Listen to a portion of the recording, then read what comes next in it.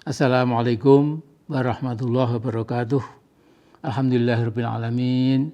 Wassalatu wassalamu ala asyrafil anbiya'i wal mursalin wa ala alihi wa sahbihi ajmain. Pak Jokowi cukup tangkas merespon rencana demo yang digelar oleh Aliansi BEM-SI atau Aliansi Badan Eksekutif Mahasiswa Seluruh Indonesia yang digelar per 11 April kemarin 2022. Di samping beberapa tuntutan lain supaya rezim Jokowi segera menurunkan harga kebutuhan rakyat termasuk minyak goreng, juga diharapkan segera ditangkap mafianya dan lain-lain. Namun dua tuntutan yang paling mengemuka adalah pertama, bahaya wacana dan upaya Jokowi Luhut yang mengarah pada penundaan pemilu 2024 dan yang kedua menukangi konstitusi supaya 3 periode masa jabatan presiden bisa terwujud dengan cara apapun. Nah 10 April malam hari maksud saya, itu Jokowi mengundang rapat paripurna kabinetnya agar para menterinya berhenti mewacanakan penundaan pemilu dan perpanjangan jabatan presiden 3 periode. Nah, Presiden Jokowi mengulangi lagi omongannya bahwa dia tidak tertarik dengan kedua isu itu. Nah, dalam istilah peperangan, Jokowi sesungguhnya lumayan bagus lah ya, melakukan preemptive strike, ya, mendahului mahasiswa, ya, supaya ribuan mahasiswa yang berdemo itu tidak lagi bergairah dalam berdemo karena seolah-olah dua isu terpenting sudah dijawab. Bahkan tanggal 12 April, sehari kemudian, Jokowi melantik seluruh komisioner KPU dan Bawaslu yang bertugas dari 2022 sampai 2027 di Istana. Nah, Jokowi juga menyebutkan biaya pemilu membengkak menjadi 110 triliun rupiah, yang berarti 400% lebih besar, 4 kali lebih besar dari pemilu tahun 2019. Nah, biaya sebesar itu kira-kira sangat rawan menjadi ajang apalagi? Ya, kalau bukan ajang korupsi. Saya lantas ingat rezim Jokowi menyatakan bahwa biaya penanganan COVID-19 khususnya di bidang kesehatan ini 2 tahun yang lalu ya sebesar 87 triliun rupiah dan harus gerak cepat ya, karena dibutuhkan gerak cepat untuk menanggulangi COVID-19 ya. Maka ada pejabat tinggi yang mengusulkan uang sebanyak itu tak perlu bertanggung jawab konvensional. Mengapa? Karena kan serba cepat ya. Entah apa maksudnya, ya, tentu pemerintah yang akan datang dapat membuka kembali apakah uang sebanyak itu sudah tepat sasaran atau justru jadi bancakan, maaf ini para pejabat atau para penjahat. Nah ini menurut bacaan saya, ya saya bisa keliru ya. Tapi setelah Lebaran nanti saya khawatir akan digelar sandiwara politik yang terlalu mudah untuk kita baca. Maksud saya, DPR RI sekarang ini kan sudah tidak ada lagi kegiatan pokoknya kecuali menjadi tukang stempel kemauan politik rezim Jokowi Luhut. Dari cara pengesahan Undang-Undang Cipta Kerja dan yang cacat formil atau cacat hukum dan sekarang dibatalkan oleh Mahkamah Konstitusi ya. Tapi kita melihat ya betapa DPR sudah betul-betul tunduk ya, membungkuk-bungkuk ya dengan kemauan istana kepresidenan ya. Nah sekarang mari kita camkan omongan Bambang Susatyo. Mas Bambang Susatyo ini ketua MPR kita itu mengatakan bahwa pemodal cukup merogoh ongkos 1 triliun rupiah untuk menguasai sebuah partai politik di Indonesia. Ini dikatakan Mas Bamsud kita kira 2 tahun yang lalu ya. Tadi saya bacakan omongannya Mas Bamsud pada Senin 17 Februari tahun 2020 ya.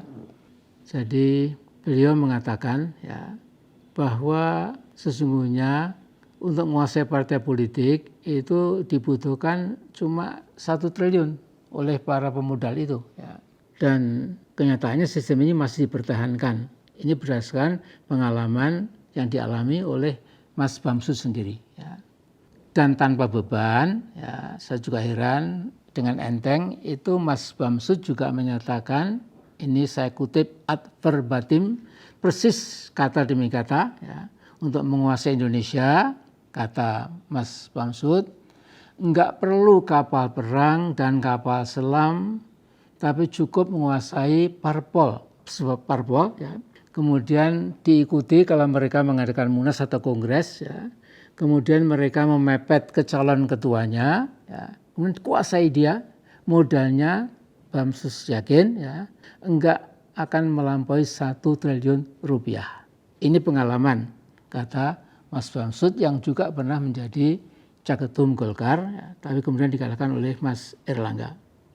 Nah, supaya tidak terlalu panjang, saudara-saudaraku, saya akan menyimpulkan bahaya yang saya lihat.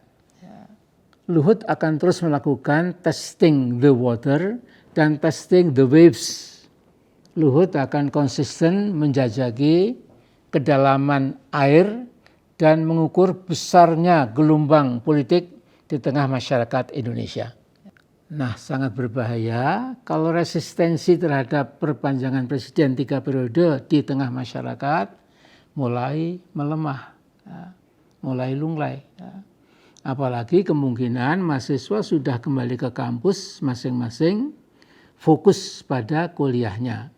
Hampir bisa dipastikan segera diupayakan sidang umum MPR dengan tema pokok menetapkan PPHN, pokok-pokok haluan negara, dan bila ini yang terjadi, segera ketetapan MPR yang mengerikan itu akan keluar dan kotak Pandora Jokowi Luhut akan diberi peluang konstitusional, yaitu untuk berkuasa lagi 5 tahun pasca 20 Oktober 2024. Mudah-mudahan tidak seperti itu, ya, karena ini luar biasa, ya. Nah, dengan logika akrobat hukum para pelacur intelektual yang sudah menjual diri ke sepatu kekuasaan, akan mereka berargumen kira-kira karena TAP MPR itu, yaitu sudah sepakat ada perpanjangan 3 periode buat Jokowi, dan TAP MPR konyol itu sudah keluar sementara Jokowi masih menjabat, maka amandemen konstitusi itu akan mengikat Pak Jokowi. Kemudian ya kira-kira ini ya dengan gaya dan mimik yang menunjukkan ketidaksukaan pada TAP MPR itu, lantas Presiden Jokowi kira-kira akan berujar, sungguh saya sudah berketetapan akan undur diri sesuai amanat konstitusi. Tetapi mengingat MPR adalah penubuhan rakyat Indonesia, the embodiment of the people voice, maka dengan berat hati saya terima. Kemudian para anggota MPR bertepuk tangan meriah. Saya mohon doa seluruh rakyat Indonesia, kata Pak Jokowi, ya, agar 5 tahun ke depan saya dapat memenuhi tanggung jawab sebagai presiden yang memang sangat berat. Itu kira-kira ya, ini imajinasi saya, ya, bisa keliru, bisa benar. Ya. Akan tetapi, andai kata itu terjadi, maka Pak Jokowi, Pak Luhut, dan para wakil rakyat di MPR telah menjadi pathological liars, yaitu pembohong patologis, mengidap penyakit metomania atau hidupnya dikendalikan oleh mitos-mitos pepesan kosong, atau kata para ahli psikolog profesional, mereka mengidap pseudological fantastika, ya. Jadi fantasi, ya, berdasarkan ideologi bohong-bohongan, ya, dan mereka telah didikte oleh fantasi yang menggelembung penuh kepalsuan ideologis, ya, yang akan menghancurkan tatanan sosial, politik, hukum, dan lain-lain. Namun saya harapkan eksponen-eksponen rezim Jokowi Luhut tidak separah itu, insya Allah. Ya.